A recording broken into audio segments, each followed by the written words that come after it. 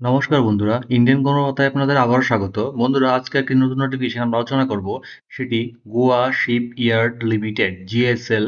এটি একটি government undertaking, ministry of defence PSU. ঠিক আছে, এটা schedule B Miniratna category 1 company হিসাবে ধরা হয়। পিএসইউ হচ্ছে পাবলিক সেক্টর আন্ডারটেকিং। ঠিক আছে, যে অ্যাডভার্টাইজ নাম্বারটা হচ্ছে সেটা হচ্ছে 06/2025।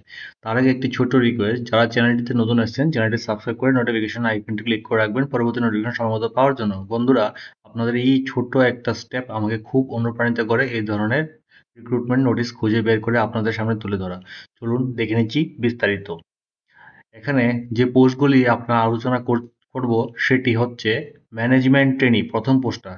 তার আগে বলে নেই, এখানে যে স্কেলটা হচ্ছে IDA industrial dearness allowance revise 2017 অনুযায়ী যে পোস্টগুলি বের হয়েছে সেগুলি বেতনক্রমটা হবে 40,000 থেকে 1,40,000। E1 গ্রেড ধরা হবে এটা। ঠিক আছে, এখানে বন্ধুরা ম্যানেজমেন্ট ট্রেনি মেকানিক্যাল পোস্টের জন্য প্রথম আমরা আলোচনা করছি।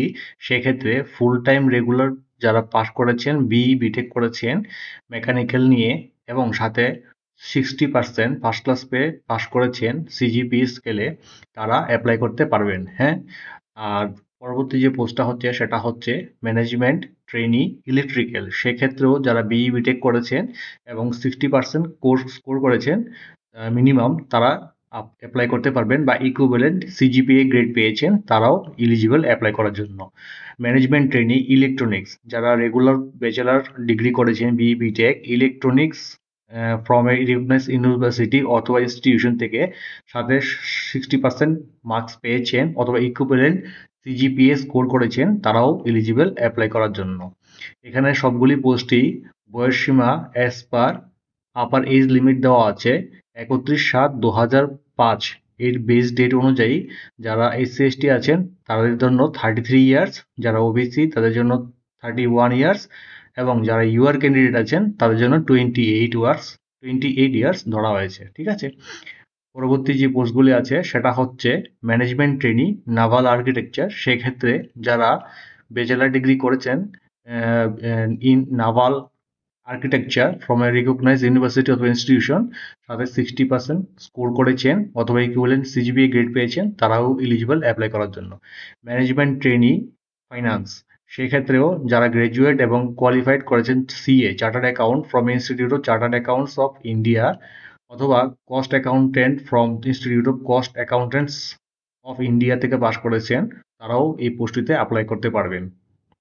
পরবর্তী পোস্টটা হচ্ছে ম্যানেজমেন্ট ট্রেনি রোবোটিক্স, যারা ফুল টাইম ডিগ্রি করেছেন, রোবোটিক্স নিয়ে পাশ করেছেন এবং 60% মার্কস পেয়েছেন মিনিমাম বা এর বেশি পেয়েছেন, তারাও এলিজিবল অ্যাপ্লাই করতে পারবেন, এবং ইকুইভ্যালেন্ট সিজিপিএ স্কোর করেছেন তারাও এলিজিবল অ্যাপ্লাই করতে পারবেন। ঠিক আছে, এখানে বয়সসীমাটা সেই রকম থাকবে, অ্যাজ ইট ইজ সেম। ঠিক আছে, তো দেখে দিচ্ছি পোস্টগুলি, ভ্যাকেন্সিগুলি কটা কটা আছে।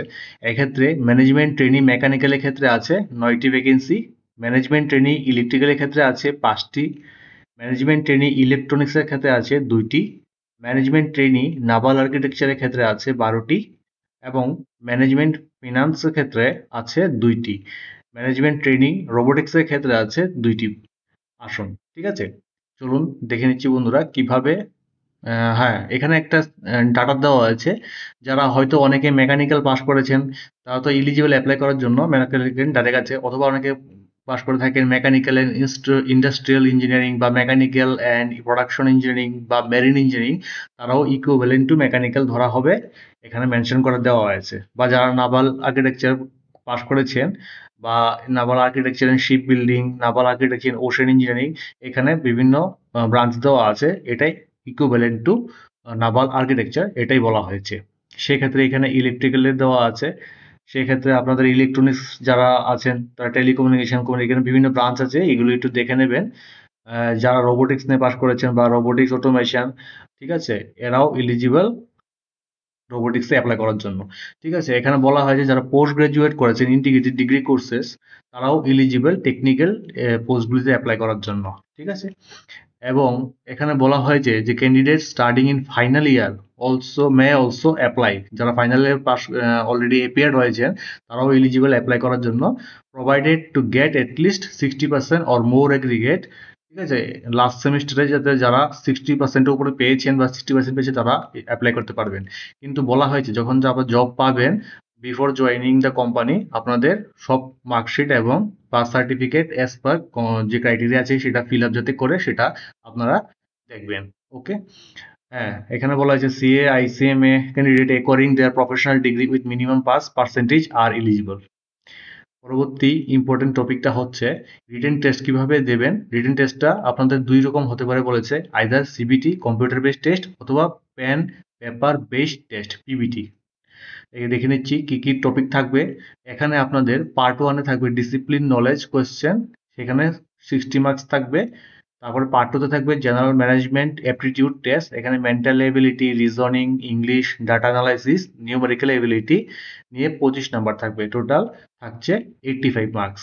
সময় কতক্ষণ পাবেন? ডিউরেশন থাকবে 60 মিনিট, 60 মিনিট। কোয়েশ্চেন পেপার দুই রকম হবে, আইদার ইংলিশ বা Hindi. Objective type multiple choice question হবে। এখানে যে ক্রাইটেরিয়াটা হচ্ছে জেনারেলদের ক্ষেত্রে এবং ইডাব্লিউএস কেন্দ্রের ক্ষেত্রে মিনিমাম কোয়ালিফাইং মার্কস হবে 50%, এসসি এসটি ওবিসি এবং এনসিএল পিডাব্লিউডি ক্যাটাগরির ক্ষেত্রে হবে 45% অর অ্যাবাভ। ঠিক আছে, দেখে নিচ্ছি পরবর্তী ইম্পর্টেন্ট টপিকটা। হ্যাঁ, বলা হয়েছে management May decide to shortlist candidate in the ratio 1:5 for document verification or interview. মানে 1% 1:5 অনুসারে আপনাদের ডকুমেন্ট ভেরিফিকেশন বা ইন্টারভিউর জন্য টাকা হবে। ইন্টারভিউতে মার্কস থাকবে 15 নম্বর, কোয়ালিফাইং নেচারে থাকবে সেটা।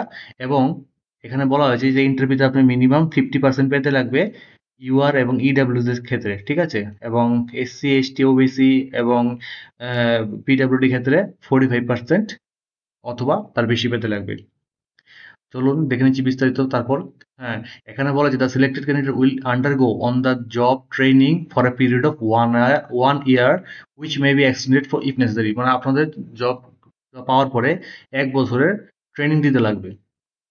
এখানে বলা আছে যে ট্রেনিং পিরিয়ডে আপনাদের 40,000 পার মান্থ স্যালারি হবে, সাথে অন্যান্য অ্যালাউন্স যেরকম কি বেনিফিটস লাইক ডিএ, তারপর HRA, parks, allowance and other benefit সবই পাবেন। ঠিক আছে, এবং সাথে বলা হয়েছে on satisfactory completion of training based on the company requirement subject to the availability vacancies depending upon the performance during the training period they may be considered for।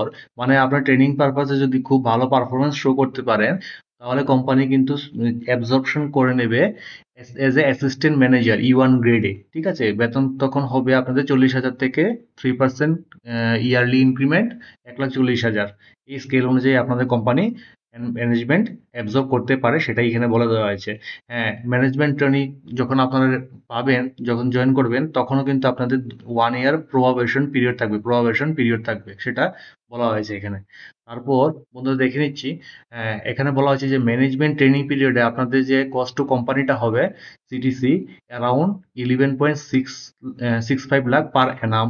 আর যখন assistant ম্যানেজারে আপনার অ্যাবজর্পশন হয়ে যাবেন তখন সেটাও হয়ে যাবে 15,40,000 15.4 লাখ পার অ্যানাম। ঠিক আছে, management trainee will be entitled for full medical benefits. এখানে আরো অনেক কিছু পাওয়া যাবে like accident insurance coverage, welfare items. ঠিক আছে, এখানে বলা হয়েছে যে কোম্পানিতে আপনারা যখন জয়েন করবেন তখন সিকিউরিটি ডিপোজিট হিসাবে 20% of the basic pay and DA for 2 years which will be deducted from your monthly pay. এটা আপনাদের থেকে কাটবে, কিন্তু will be refunded on completion of 3 years of service including the training period with normal bank interest. ঠিক আছে, চলুন বন্ধুরা আর important কি আছে একবার দেখে নিচ্ছি। আমি মেইন টপিকগুলি খুঁজে খুঁজে বের করে আপনাদের সামনে তুলে ধরি। রিল্যাক্সেশন অ্যাজ পার গভর্নমেন্ট রুলসে হবে, সেটা এখানে মেনশন করে দেওয়া হয়েছে। তারপর দেখে নিচ্ছি, হ্যাঁ, ফর্ম ফিটা হবে 500 টাকা। ঠিক আছে, কিন্তু SC ST PWD ex serviceman ক্যান্ডিডেটের ক্ষেত্রে এক্সামটেড, টাকা লাগবে না, কোনো ফিজ লাগবে না অ্যাপ্লাই করতে। ঠিক আছে, তারপর আরেকটা ইম্পর্টেন্ট টপিক যেগুলি আমি খুবই খুঁজে খুঁজে বের করে আপনাদের সামনে তুলে ধরি বন্ধুরা। হ্যাঁ, যদি আপনাদের কোনো কোয়েরি থাকে বা কোনো ডাউট থাকে অবশ্যই আপনারা মেল করতে পারেন recruitment@goashipyard.com এই মেইল আইডিতে। ঠিক আছে, কিভাবে অ্যাপ্লাই করবেন? চলে যাবেন www.goashipyard.in, যাওয়ার পর এখানে কেরিয়ারে ক্লিক করে এখানে থাকবে জিএসএল কেরিয়ার, সেটাতে ক্লিক করে অ্যাপ্লাই নাওতে ক্লিক করে আপনারা ফর্ম ফিল আপটা সেরে নেবেন। এখানে যে ডকুমেন্টগুলি লাগবে সেগুলি আমি বিস্তারিত যাচ্ছে না, এইগুলি আপনারা একটু ভিডিওটা পজ করে কাইন্ডলি দেখে নেবেন। এখানে সবগুলি পয়েন্ট আমি হাইলাইট করে রেখেছি, যে পয়েন্টগুলি এখানে মেইন, এখানে সবগুলি আপনারা একটা একটা করে দেখুন এবং এগুলি আপলোড করতে লাগবে। ওকে, তারপর দেখে নিচ্ছি বন্ধুরা বিস্তারিত। এখানে যে অনলাইন অ্যাপ্লিকেশনটা করবেন সেটা কিন্তু 25 আগস্ট 2025 থেকে শুরু হয়ে গেছে, সেটা ক্লোজ হবে লাস্ট ডেট 24/9/2025। তো বন্ধুরা আজকে এতটুকু পর্যন্তই। আমার দেওয়া ভিডিওটি যদি আপনাদের কোনো কাজে লাগে অবশ্যই চ্যানেলটি সাবস্ক্রাইব করে রাখবেন। ধন্যবাদ।